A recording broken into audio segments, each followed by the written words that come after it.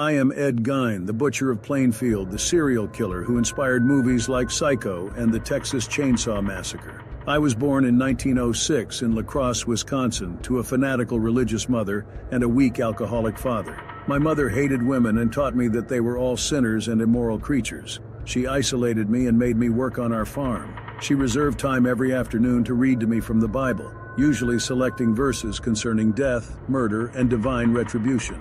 My father died in 1940, and my mother became my whole life. But she died too in 1945, leaving me devastated and lonely. I boarded up her room and the rest of the house except for a small kitchen and a bedroom where I lived. I became obsessed with death and anatomy and started reading magazines and books about human experiments and cannibalism. I also developed a fascination with female anatomy. I wanted to become a woman, to be like my mother. I began to dig up graves of recently buried women.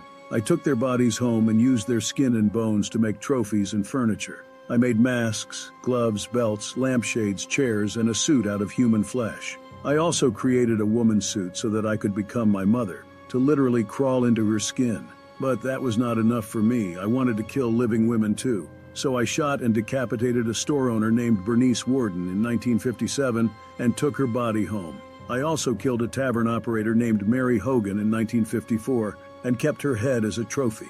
The police found out about my crimes when they searched my house after Warden's disappearance. They were shocked by the horrors they saw.